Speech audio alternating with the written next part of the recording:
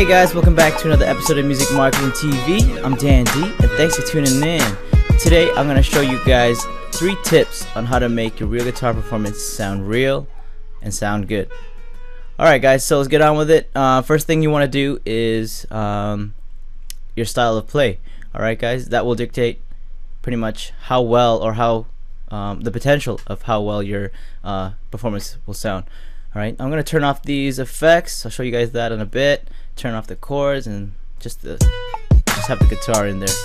Alright, so let's look at the style of play here. I'm doing an R&B thing, very soulful, lots of hammer-ons, and yeah, let me show you.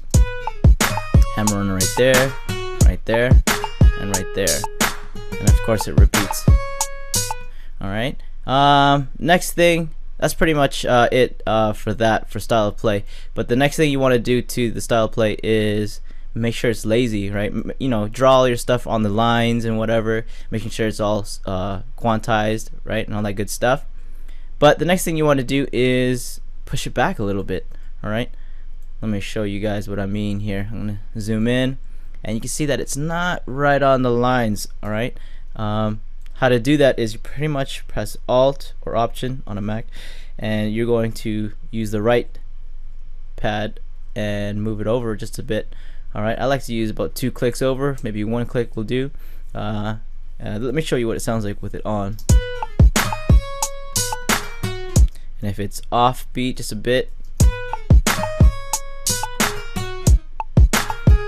that sounds cool. I'll move it over a bit. And yeah, making a lazy guitar will make it sound real pretty much, you know, because you know naturally we don't play on the dot, we play a little bit off it, right? We're not perfect.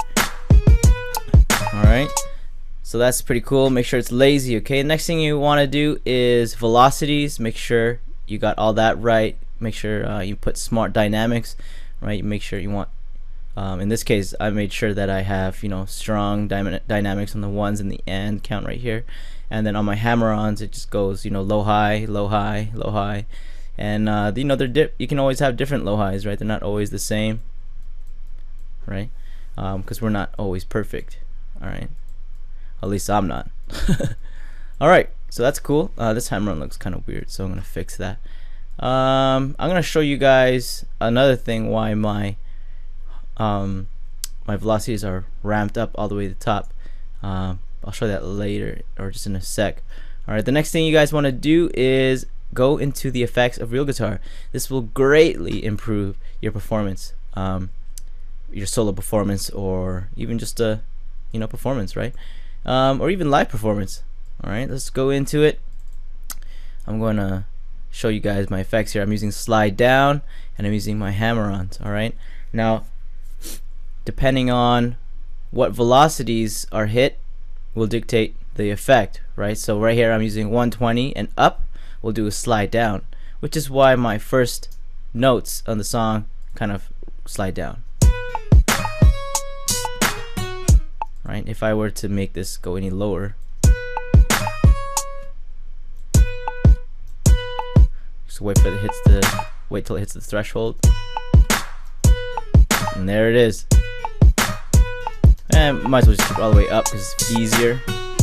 But yeah, pretty much there's other effects you can use, you know, depending on what kind of music you're making. You can do some velocity mutes. So pretty much everything under 120 will be a mute. Sounds cool. Reverse bands. You can do some other bands. Maybe do a little bit of country if you want. Slide ups. And you can have it off if you want, but I like slide down for this particular performance. Alright, so again, utilize these are very important. Alright, the next thing you can do is if you have chords laid out, you don't know what you know, what kind of performance you want to play, go ahead and hit the pattern button and the pattern manager and go ahead and find you know, a MIDI performance here. I got Latin pop, there's a whole bunch of stuff. Alright, so go ahead and fiddle around with that. That'll take a while to figure out and choose. Alright, so I'll turn mine off. The next thing you can do to your live performance or your real guitar performance is add vibrato. Alright, if you have a pitch pitch bend on your MIDI controller, all you got to do is hit record, right? And you know, as you play or as the notes go by, you can just move that pitch bend and control how much vibrato you want. All right. If you don't have a pitch bend, I'm going to show you guys how to do that. All right. So let's go into channel settings. We're going to go here to this pitch knob, right click, create automation. All right. Now we got to go into the playlist here and we got to find out which notes we want. Typically and usually we want something that's long, sustained, and somewhere where we can appreciate the vibrato. If you have it in a quick spot, it's like, well, you know, what's the use? All right. So here I have my bend. Here we can utilize some vibrato, and here as well, and of course it repeats again, right? So here and here. So let me show you guys how to do that. I'm going to zoom in, and before you start, you should right click this point here and copy the value. This is the 50 mark. If you are off by just a tad, everything is off pitch, right? You don't want that. So let's go ahead. I'm going to add the first point right here. I'm going to paste the 50 mark so everything's consistent. I'm going to put my marker there and a marker here. All right, so I'm going to set this one at 50%. Okay, and this point right here will control how much vibrato or how deep your vibrato is. All right, so I'm going to right click here. I'm going to hit wave. Bam. So having it like this. I'm not sure if that will sound great, but let's try it out. No, that sounds kind of weird. So let's put it, kind of like that. And this point right here will dictate how much waves, how many waves there are in your vibrato.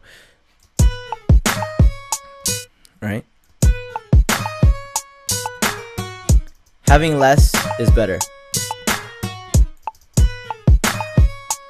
Might have to ramp that up a bit. Nice. Cool. Let's go into the next note. I think it's this one right here. Okay, so again, what we're going to do is place our first point.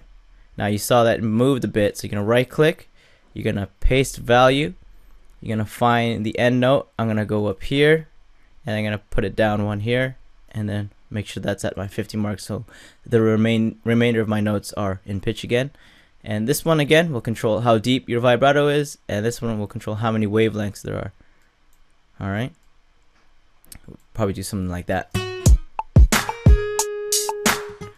It looks like we need a little bit more. Sounds good. Sounds good.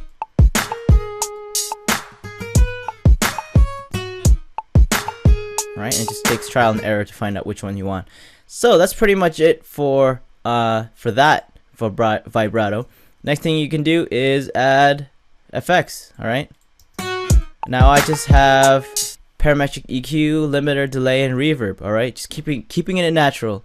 All right, I'm gonna open up my EQ here for you guys to see, and you can use any EQ. I would cut off the 100 mark slightly, slow ramp, right, and then just slightly boost the mid frequencies, and you're good to go there. Next, you can use a limiter, any kind of limiter. The reason why I need a limiter for this is when I do my slide downs, I lose a lot of dynamics, and I want to keep it in there so we can hear all the notes when it's sliding down. So what you're gonna do is find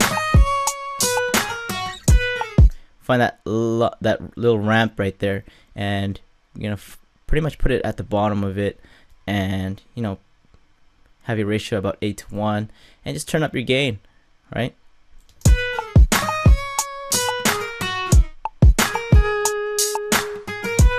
Pretty cool, pretty cool. Next thing you can do is add a delay, any kind of delay, and a reverb.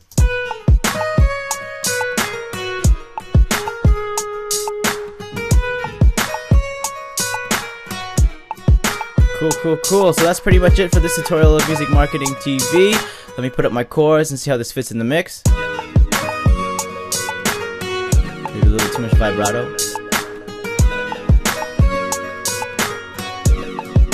Alright guys, I'll catch you guys in the next episode. Thanks for watching. Peace!